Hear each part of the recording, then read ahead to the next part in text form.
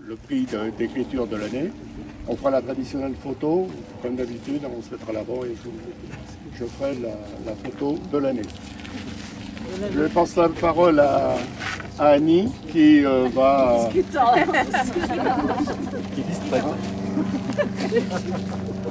Bon, alors nous allons procéder à la remise du prix du concours d'écriture, donc qui est organisé chaque année, sauf l'an dernier bien sûr.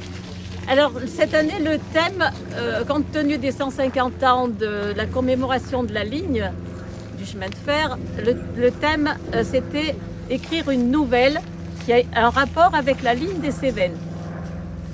Donc 4 candidats ont participé.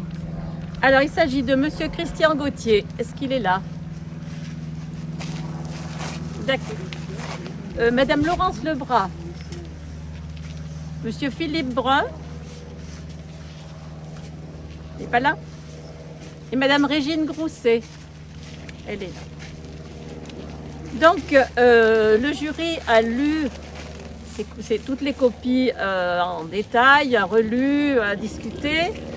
Et tous les membres ont été unanimes cette année à trouver que les écrits étaient très bien écrits, très clairs, déjà très bien orthographiés, ce qui est important aussi, parce que quelquefois, bon. Restait donc à délibérer sur l'histoire en elle-même, définir vraiment le récit le plus en rapport avec le thème proposé.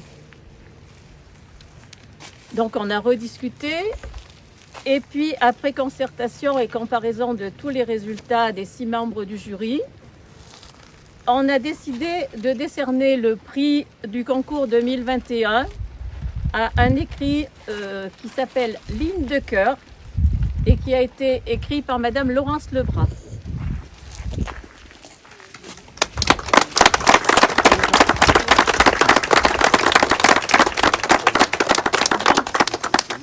C'est un texte très agréable à lire, qui est assez court et bien dans le respect de la nouvelle. Parce que bon, une nouvelle, normalement c'est un écrit court et qui... Bon, là de toute façon, l'histoire fait allusion à plusieurs choses qui ont été intéressantes. C'est premièrement la difficile construction de la ligne, ensuite des souvenirs d'enfance, de jeunes qui se rappellent avoir pris le train et s'être arrêtés à la gare de Prat-Saint-Julien. Ensuite, les paysages traversés donc, quand on prend le train sur cette ligne. Et aussi un épisode qui est tragique qu'a connu la ligne durant la guerre mondiale. Donc, tous sont résumés dans un texte assez court, très clair, donc, qui nous a paru... Voilà. Alors bravo donc à Madame Laurence Lebras qui va se voir remettre une photographie réalisée par Maxime Benoît. Ah, voilà. Donc merci. Il ne vous échappe pas que nous sommes le 26 de ce 13. Ah, bien. Ben voilà, j'avais oublié. Et que j'ai également un fils qui est né le 13 janvier. Donc je vous remercie. Je trouve qu'il y a vraiment eu peu de candidats. Voilà, il y en avait 4. Alors on en avait reçu 2 l'an dernier qu'on a gardé puisque l'an dernier on n'a pas pu primer. Donc cette année on a eu 2 autres qui se sont rajoutés. Merci. Donc, voilà. Alors par contre je veux signaler qu'un deuxième écrit a attiré l'attention du jury. Alors il s'agit d'un texte qui a été écrit par Madame Régine Grousset, que j'ai vu tout à l'heure, qui est intitulé La fée et l'ogre de métal.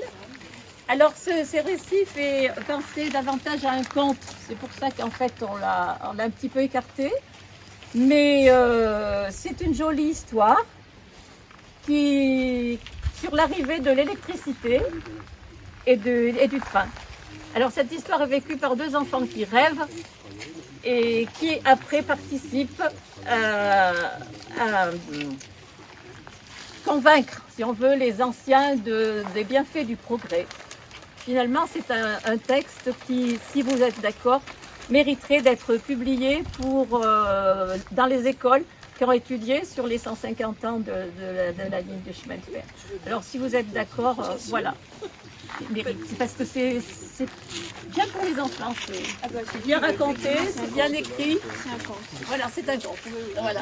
Mais par contre, vous dites que ils rêvent, pas sûr. Oui, pas sûr. On a pensé, nous, qui rêvaient, parce que de manière c'est présenté. Mais bon, à la fin, ils ne rêvent plus, quoi. C'est la réalité. Donc voilà, quant aux deux autres... non? Oui, on peut l'applaudir. Voilà, quant aux deux autres récits, bon, ben, leurs auteurs ne déméritent pas. Donc on les encourage à continuer à écrire et puis à nous envoyer l'an prochain d'autres textes. On va réfléchir sur le prochain thème. Voilà. Merci.